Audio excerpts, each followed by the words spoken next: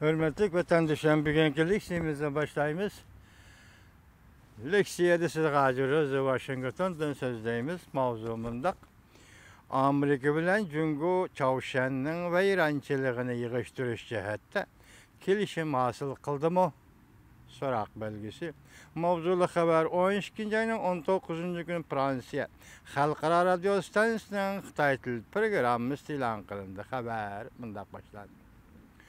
Gerçi Cungo taraftan hazırgıça eğiz yerip bakmagan bolsun mu? Yakı daim digedek zıxmı köymeydiğen, kavapmı köymeydiğen sözlerini bayan kılıp dursun mu?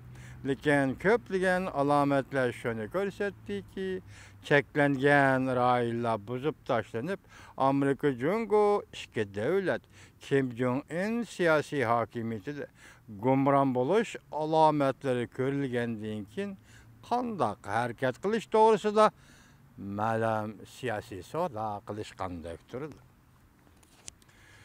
Fransiya agentligining xabariga asoslanganda Washington Davlat ishlar katibi Rex Tillerson orqali oshkora mundaq bildirdi.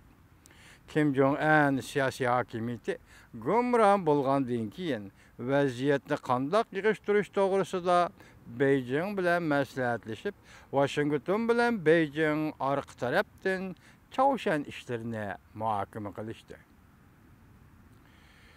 Beijing mundaq qilishni izchil rad qilib kelgan. Mundaq qilishni e'tirof qilish bilanmi rad qilib kelgan. Agar shunday qilganda Çavuşanni ranjitib qo'yishdan ansirgan. Lekin Amerika Qo'shma Shtatlarining davlat ishlar katibi Rex Tillerson G'arbdan cho'kyan daimiy komitet nutq so'zlaganda mundaq ko'rsatdi. İki devletlerin her bir adamları 11. ayının ahırda Washington'da bu meseleni muhakeme kıldık. İki devlet degende Amerika bilen Cungo. Yığınga Amerika Qo'shma Shtatlar Davlat Müdafiə Ministri Jim Mattis qatnaşdı.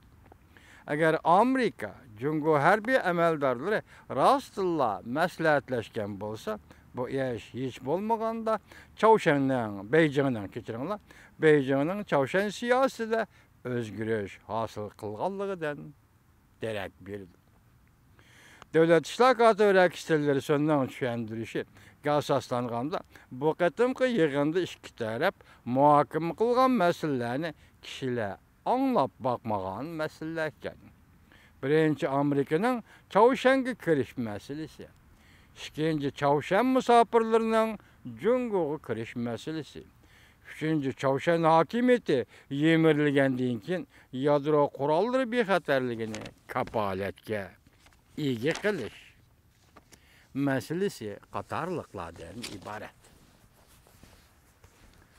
Washington'da bir nafar strategiya mutaxassisi Fransiya agentligiga mundaq ko'rsatdi.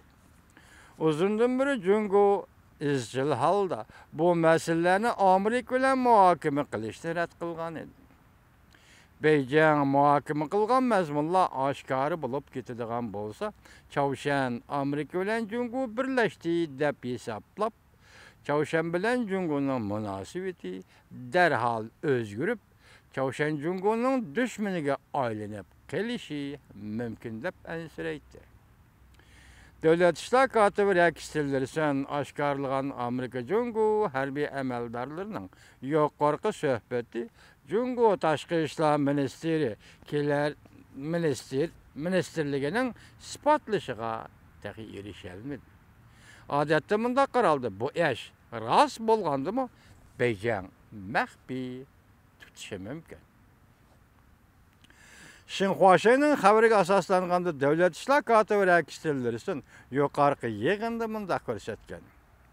Prezident Trump Cungo rahbarlarini xalqiliq kapolat bilan ta'minlagan. Agar Amerika armiyasi Çavuşan'a kirib yadro qurollarini tekshirishga majbur bo'ladigan bo'lsa, hargiz Çavuşanda to'xtab qolmaydi. Vazifani tamomlagandan keyin chekinadi.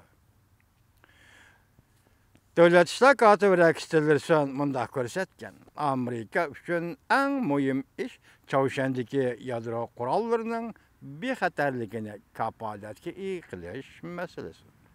Şuning uchun bu ishni biz Jungo taraf bilan qandaq qilish choralarini so'zlashdik. Biz Jungo tarafga kafolat berib, Amerika armiyasi chekinganda 38-parallelning janubiga chekinadi dedik. Amerika taraf kafolat berib, Jungoni xotirjam qildik. Jungo taraf Chavshanni betaraf balbag'iy deb qaraydi. Agar Chavshan bo'lmasa, Koreya turishliq 28500 kishilik Amerika armiyasi Jungoning bosog'asida paydo bo'lgan bo'ladi. New York vaqt gazeti bu to'g'rida xabar e'lon qilib, bu ish amaliyotda Chavshan territoriyasini Jungoga qoldirib qo'yish deganlikdir.